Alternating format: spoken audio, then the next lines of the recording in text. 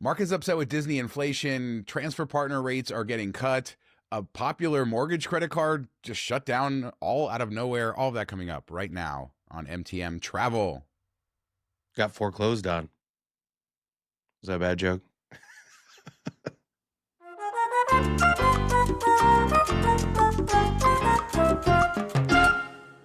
So, Mark, you are back from EPCOT. You spent the weekend drinking around the world, something we've done together separately. And you were just saying about how much more expensive it is compared to just a couple of years ago. Yeah, I want to say it was like 2021 we did it, and the ticket was $130, $140, somewhere in that range for a one-day pass. And before I bought my ticket, I'm like thinking, okay, 150, 160. No, it was like 205, which is insane for one day just to go to this place and spend more money. Like you're buying access to basically an outdoor dining and pub experience for $200, and then you're going to spend another like 200 on drinks and food. It's crazy. It was packed. It was so busy. So they're definitely getting the money. I mean, you can't fault them if they're charging and people are still coming. But when you get hit with that and then you're $20 for their specialty martini, $12 for a beer, it gets kind of crazy. Yeah, back when they invented this whole drinking around the world thing at EPCOT, it wasn't $400 to do it for a day or more. Actually, more than $400 probably with all the drinks. And I remember when we did it in 21, even back then, I just had a Disney gift card loaded and I didn't think about what I was spending. And I think that was the best thing. And we did it in 23, and I think the tickets were up to 170, 180 at that point. So, obviously even higher now. It's not something, if you're thinking about money or you're conscious of the cost, that you want to do, but it is a cool experience. Something I've had to do twice. We did it together on our first meetup. Then I did an MTM meetup a couple years ago. You just did this. Do you think it's something you would recommend to people as like a bucket list item? I think once is enough. I don't think I'll want to do it again.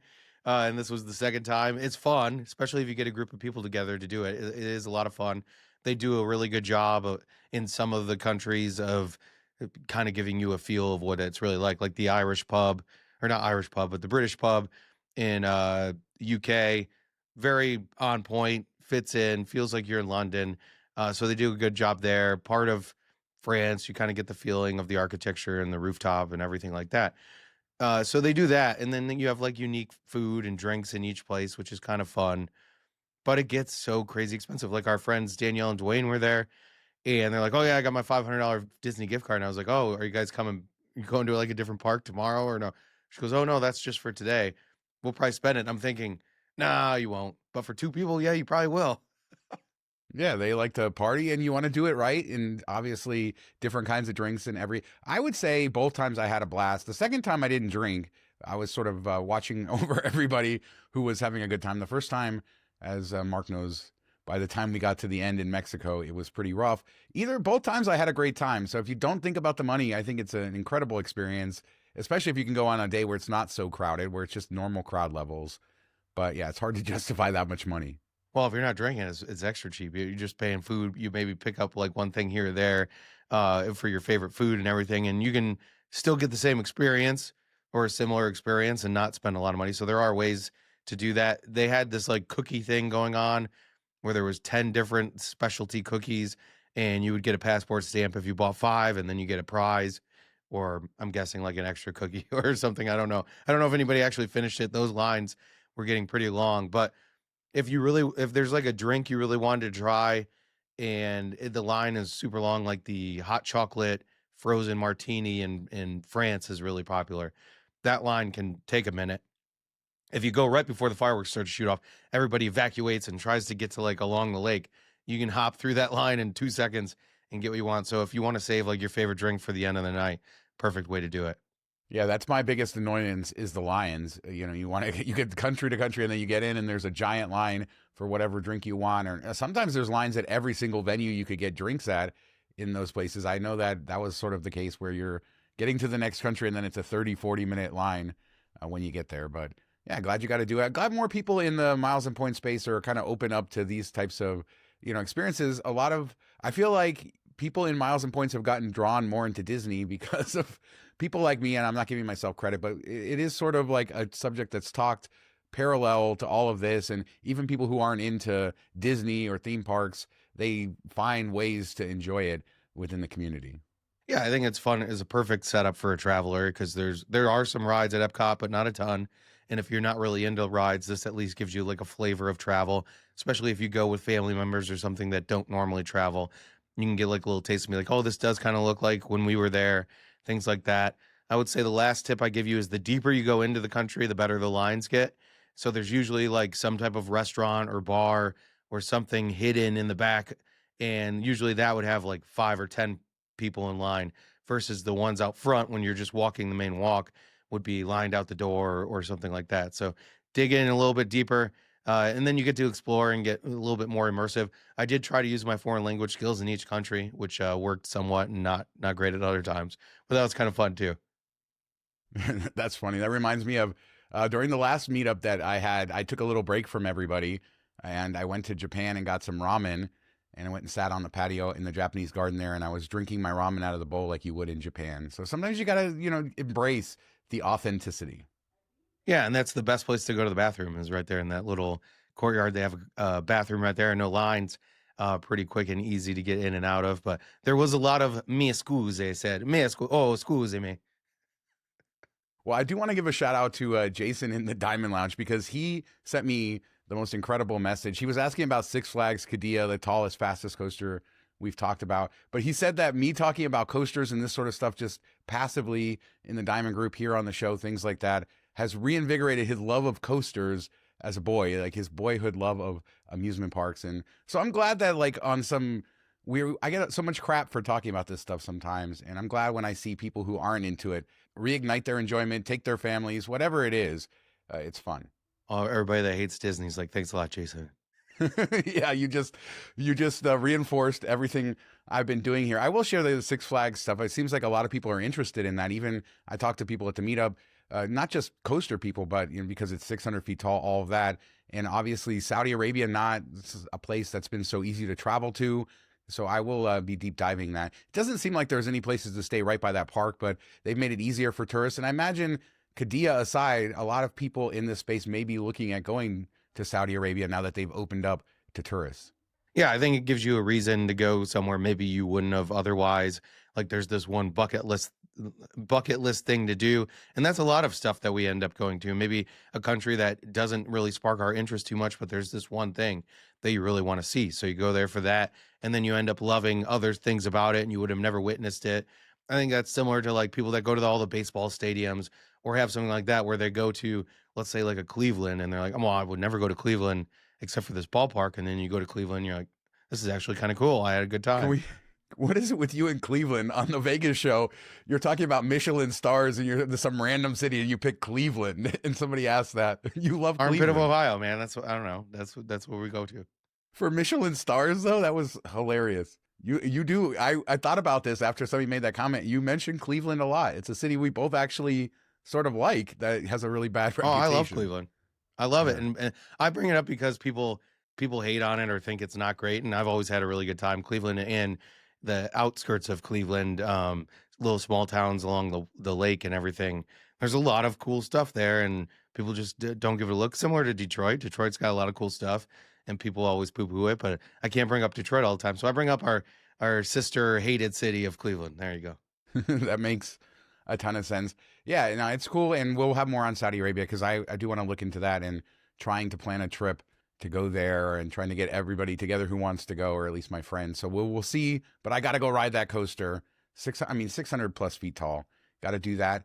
Another thing I wanted to talk about before we get into some of this miles and points news: Mesa's abrupt shutdown, cutting transfer partner rates, American Express and Capital One, all of that exciting stuff. We've talked on the show a lot about our trips, right? About our boys' trips. Sometimes we take trips with friends. I just went to Asia. You've done a ton of them over the years.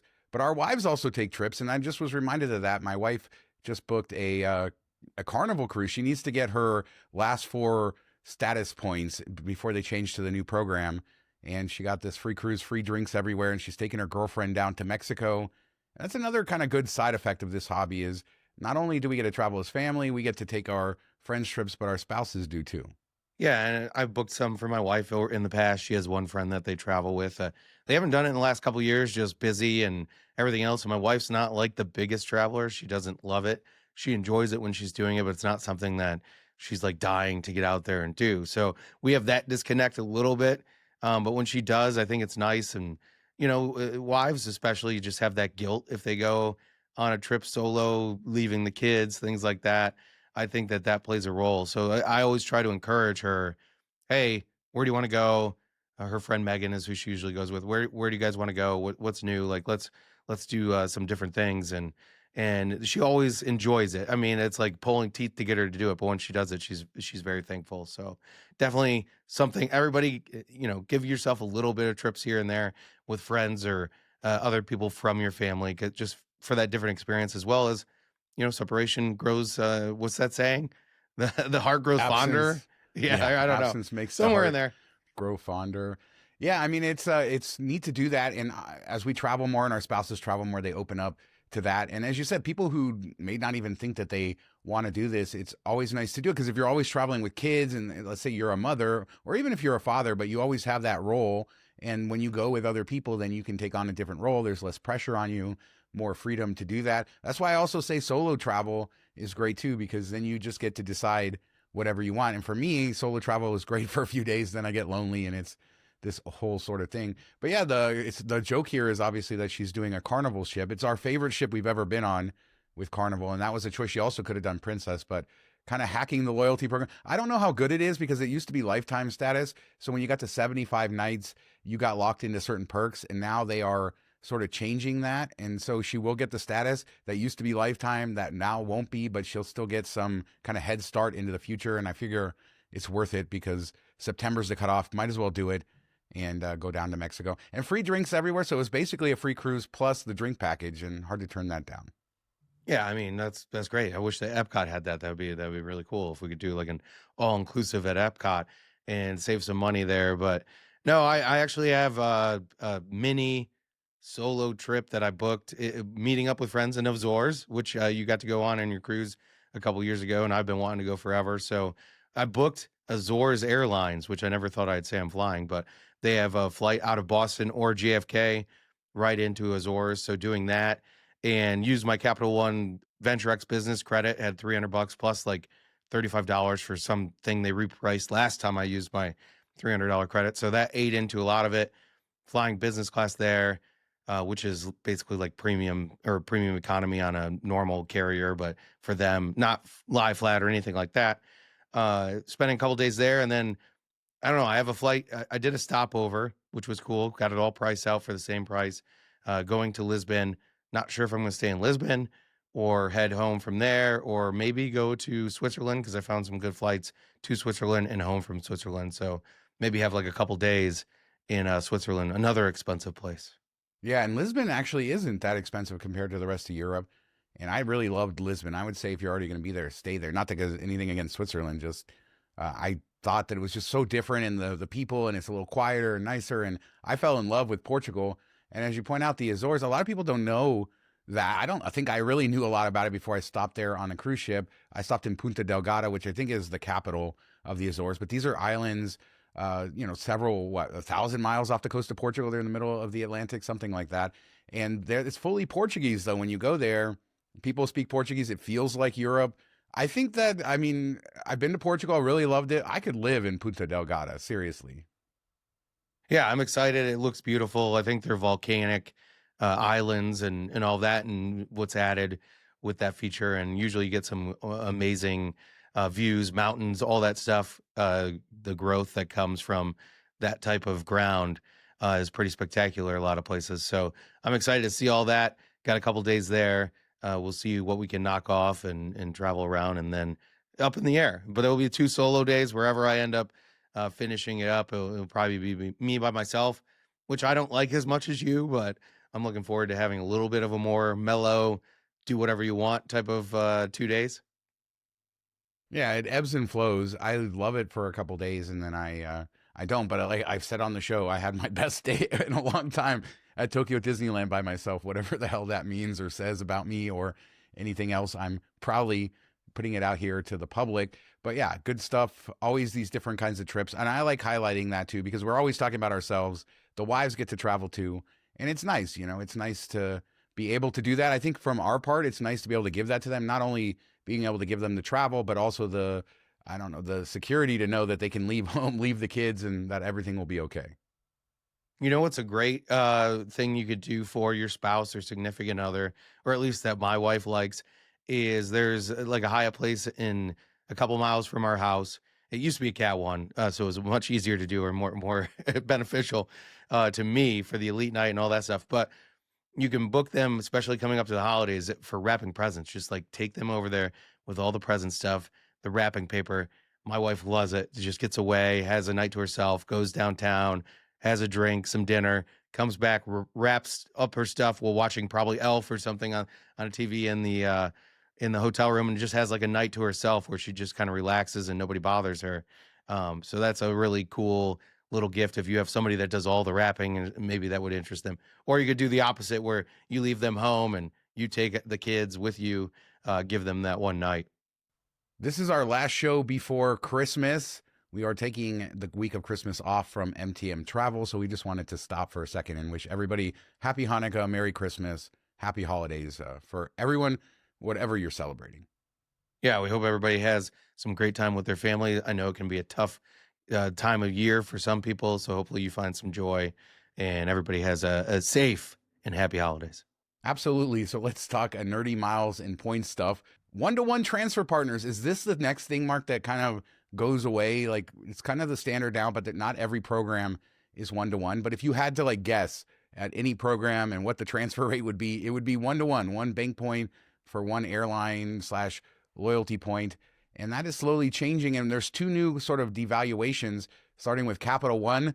They're changing their Emirates rate to, what is it, 1,000 miles down to 750. This kind of follows other banks where we've seen Emirates get devalued and the transfer rate go down. So this isn't a huge surprise.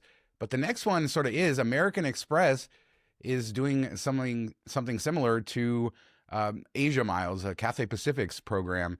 And beginning in March 1st of 2026, it'll take 5 membership rewards to get 4 Asia Miles. And right now, what are they? They're Bilt transfer partners. I think Capital One, Citi, those are all still one-to-one for this program, Asia Miles. So hopefully we don't see the same kind of thing that's happened with Emirates. But I think we're going to start to see more and more of this inflation, right? I mean, the funny thing is, it's two programs that maybe people don't love. Like, it's not the most beneficial programs. They do have their own little niche things that you can take advantage of, but they aren't like super popular programs. If it was Aeroplan or if it's American or Atmos Alaska, this would be a whole different ballgame. But it's kind of funny that programs that maybe aren't, at least in the U.S., as popular of a transfer partner are the ones devaluing. And I have to assume this is because they're charging more for their miles, which is the banks are like, hey, if you want to charge more, I'm going to give less to the consumer, which in turn will make so less people transfer. I would assume they're not going to be taking advantage of this when everything just got 25 or 20% more expensive. It's going to be less likely to book. And this has kind of propped up their airlines. So selling miles is how you've kind of survived the last couple decades, at least especially for the American carriers.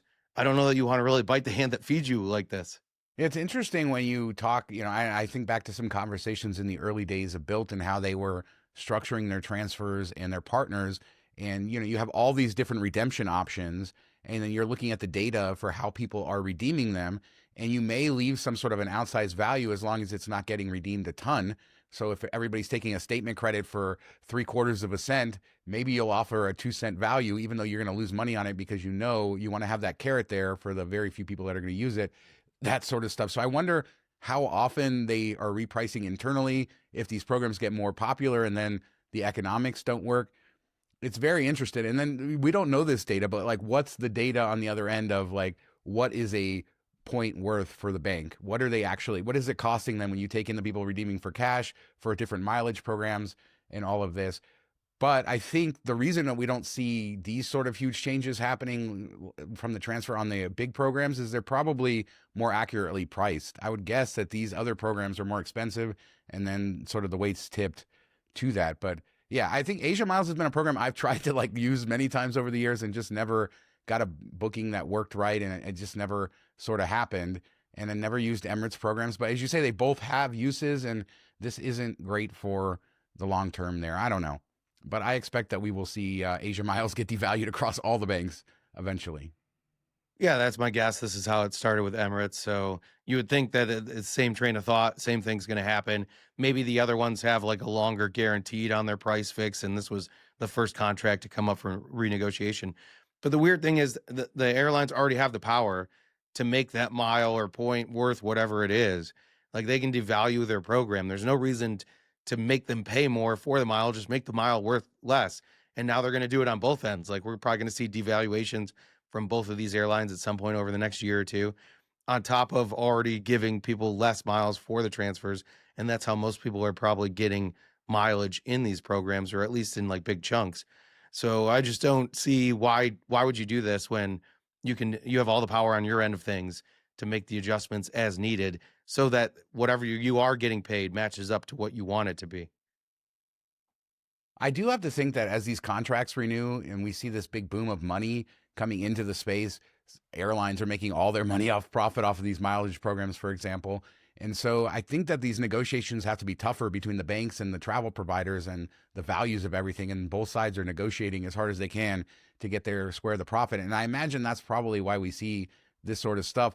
5 years ago, 10 years ago, for Cathay Pacific to partner with, let's say, Citi or American Express or whoever, they really wanted the exposure. Now I think they see it more as a profit center, and so they're probably driving for higher margins and battling that out. That's at least my understanding of why this is all happening. These negotiations, like we talk about when like a new bank, they renegotiate a credit card contract or something like that. They're big negotiations. These are huge deals for the travel providers, and they're both going in trying to get every penny that they can from each other. Yeah, and I think, Amex and Capital One and all the other banks have all this info of what they're transferring, what they're not transferring. I know Richard Kerr has touched on that for Bilt, like when they run these transfer promos for rent day and stuff. Interesting to see what goes where, which ones become more popular. And I think it's surprising what we think is front facing people, and even probably what he did before he got into it, what is popular versus what is not. Like we've talked about in the Vegas side of things, how Marriott's been driving a lot more bookings for MGM than Hyatt ever did. And you wouldn't think, all right, Marriott's a much bigger brand, but you wouldn't think that would change the way people book in Vegas, but it has. So I think there's some brands out there that we think maybe aren't popular, but with the greater public, they are. And somebody like a Marriott, that's where American Express can make a lot of their money back, is they're probably buying those very cheaply compared to airline miles. So maybe they're seeing these two programs like, hey, people aren't really transferring to them anyway, and you want to pay more, fine. We'll just do this and let's kill it without killing it. I don't know if that's where it's at, but they have all that info too. Yeah, and it's easier than ever to use these alternative programs. AI can help you out. I don't know if it helps out accurately or not, but how to give you instructions on how to use these programs, where to search. There's just more information than ever. There's apps all over the place, all these fintech startups to try to teach you how to maximize your rewards. And therefore, that information is just more out there. Of course, the old school blogs too, Mark. So, yeah, I feel like people are just maximizing stuff, and then you're going to see the market sort of adjust. But let's talk about this. You can earn $150, 15,000 Bilt points, 15,000 American Express membership rewards for Kraken. This is I don't have a Kraken account, so you can explain it to me, but this is basically crypto trading. Yeah, it's just like any other Robinhood type of thing, but for crypto wallets. And this is run through Rakuten. So you're getting the sign up bonus. It comes as $150 cash or whatever you choose it to be. So, like you said, it could be 15,000 membership rewards or 15,000 Bilt points. You just have to make a $200 trade to trigger it. So you go in there, you buy $200. I just did Bitcoin, bought $200 worth of Bitcoin, turned around and sold it because you don't have to hold it. There's no requirement there. Lost $8 on the interchange plus whatever price fluctuation and that spread that's baked in when you sell stuff. So lost $8, got 15,000 Bilt points. Perfect. But you can also do it. It does stack with a referral code. So if you can get a refer a friend from somebody, you can earn a bonus of Bitcoin from that. And I think it depends on how much you deposit, what that bonus is. But you should be able to earn enough from that to offset whatever the loss is if you sell it quickly. And then you can refer your spouse, get $75 for that, and then they get their sign-up bonus. So you can really kind of stack this, roll it, and make a decent little bit of money, and then also make 15,000 points of your choice. Yeah, and if you think of them as Bilt points, I mean, there's all kinds of different things depending on the transfer. It's a decent value, and I think you said you value them at 2.25, so 1.5 cents a piece. Whatever it is, it's certainly worth it. And I was interested in how easy the process is. So you're just literally buying it, selling it again. You've triggered it. You use the referral code so it offsets your fees. And so there's a little risk of a loss, and this is investing, but this is sort of where you can minimize, or for the most part, minimize your losses. And yeah, we've seen sort of similar things with different promotions and different things sign up here that had more risk involved. There is definitely a little risk here. You're investing. People should be aware of that, but it does seem like you can eliminate most of the risk here and come with a nice little payout at the end. Yeah, and I will say it takes, I think, 48 hours for it to show tracking on your Rakuten account. So don't freak out if it's not there the first couple days. It should show up, and then it's been pending for me since that. It took 2 days. Already got my referral bonus and referred some other people, got that, referred the wife. So stacked up a nice little win there, plus my 15,000 Bilt points, and then my wife's getting hers as well. So hard to beat. Really good deal. It's been fluctuating. I think the normal is $50. It's gone up to 125 and 150. I think it's still currently at 150. So jump on it. That's as good as we've seen it. And if you jumped on Mesa credit cards to earn points on your mortgages, you may have woken up to something a little bit crazy. I think I first saw this on Doctor of Credit. Danny Deal Guru covered it. It's been covered everywhere. But this is what Mesa said. We are reaching out today to share the unfortunate news that effective immediately, your Mesa homeowner's card account will be closed. As such, your credit card will be deactivated, and you will not be able to make any new purchases or earn Mesa points. And I guess people found some hacks, and I think in the Doctor of Credit article, on how they could get their points out, because people weren't even able to transfer points out.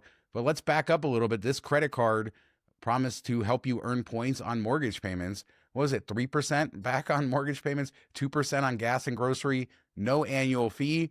What they say, if it's too good to be true.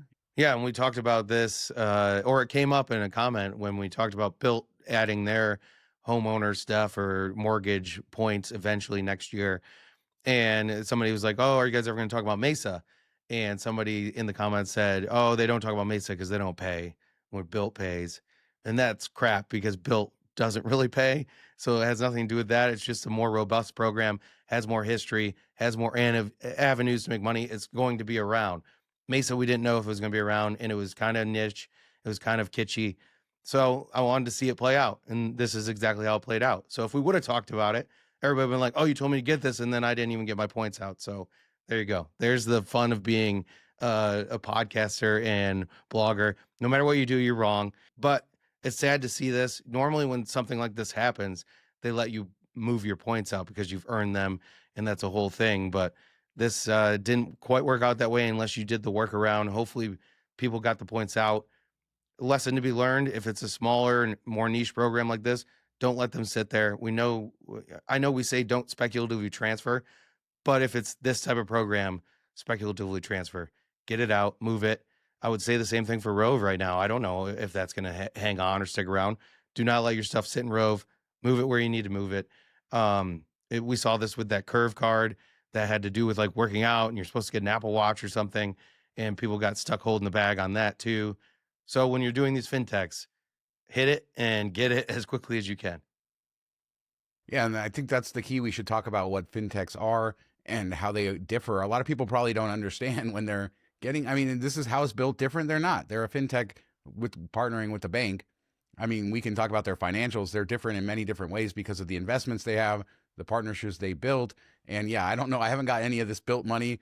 I took 2 press trips with them. The last one was 4 years ago, and that's it. So I guess Bilt has done this master manipulation on me. I think the truth is the reason Bilt gets talked about is because they're run by people who know what they're doing and have the connections in the space and are trying to build towards something. But Bilt could do the same thing. Any of these can, because you have this company, a fintech, that's partnering with a bank, and we don't know what all the stuff with the loyalty programs are. And this has become bigger and bigger and bigger. I mean, Robinhood, I think I just got the notification their gold card is here as well. That's another example of this. With that one's offering 3% cash back everywhere with no annual fee if you're a gold member.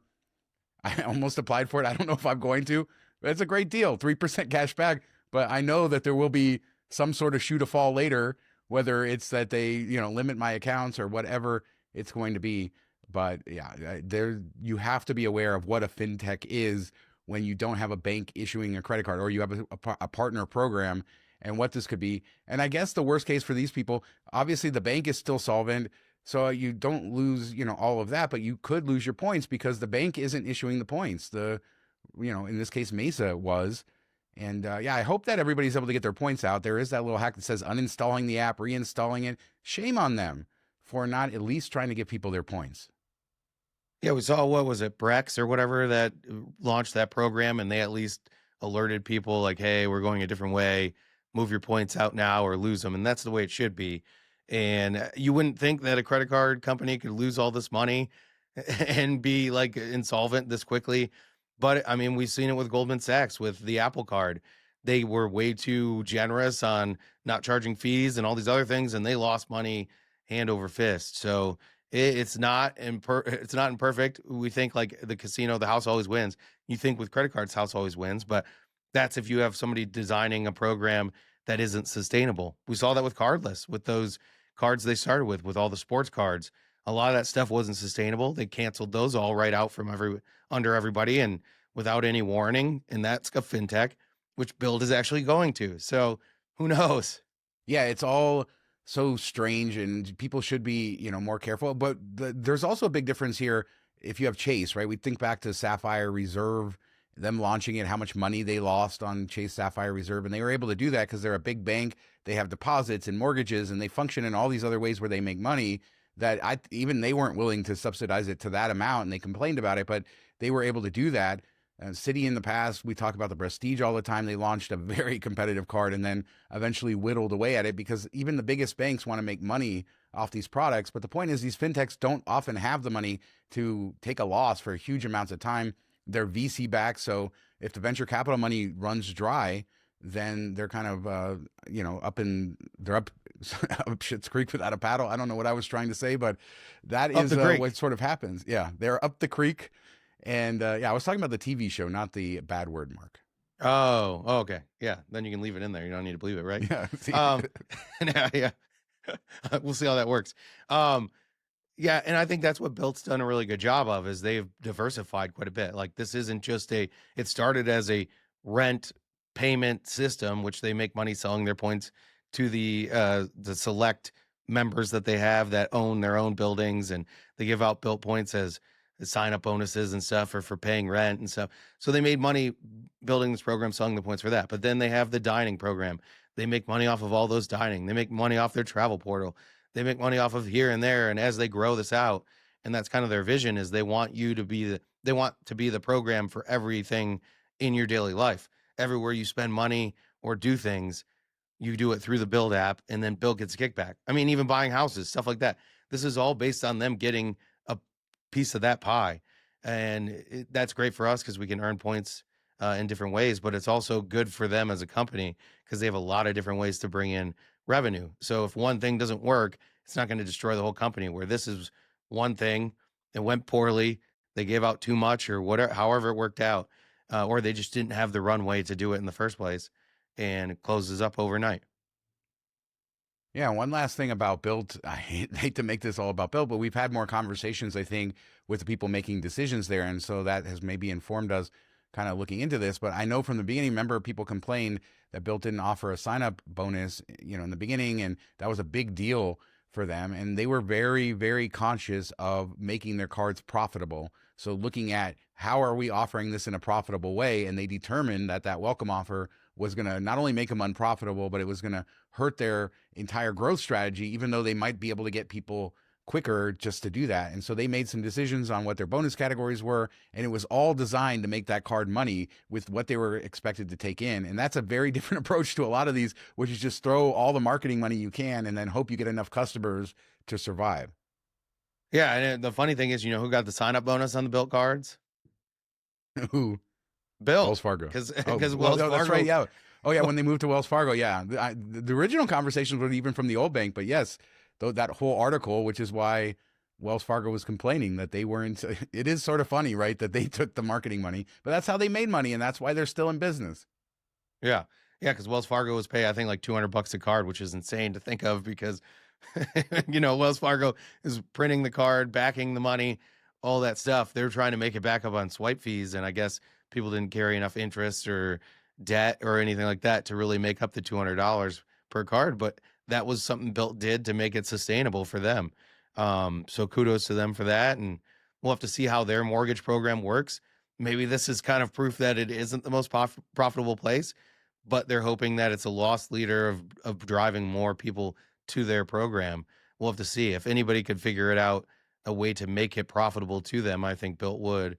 But we'll have to see how that plays out. Yeah, I think that there's going to be a big move for mortgages. I think that the banks are all in on the fact that they're making all this money off rewards programs. Why would they not try to figure out some standard for mortgages?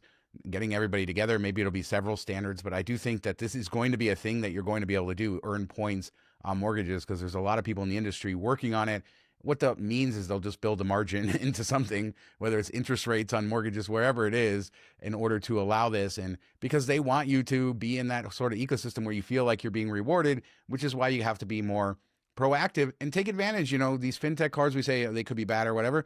All this marketing money, you know, this goes back to like the early days of Uber, right? Where they were just throwing away sign up bonuses, and every version of every app has done this. And look at Kraken. We talked about it earlier in the show. Take advantage of this stuff, but protect yourself on the other end, and probably don't put your entire spending ecosystem on one of these cards. Yeah, definitely don't do that. The cards that pay out immediately, like a Capital One or something, even better if you can find a fintech that does that. So as you're charging, you're just liquidating, getting rid of them however you want to. But yeah, be cautious, protect yourself, and hopefully everybody was able to do that. Download, delete, download, re-download, use transfer, get your points out to wherever you could get them out. I think some people were able to do statement credit. Who knows if that will even go through? So we'll have to see. But yeah, it's just word of warning. There's a lot of this stuff out there. Protect yourself the best you can. So let us know in the comments what you think about that. The fintech cards, the Mesa card, did you have that? Cutting rates on transfer partners. Kraken, you have any experience with that? Spouses trips, drinking around the world at EPCOT, everything we talked about on this show. Leave a comment. We do a new show every Monday. Not going to be a show next week, but we will be back in 2 weeks. But in the meantime, we're still doing our Vegas shows, so check those out as well. Thanks so much for watching. Talk to you next time. Have a great week, everybody. Happy holidays. Merry Christmas.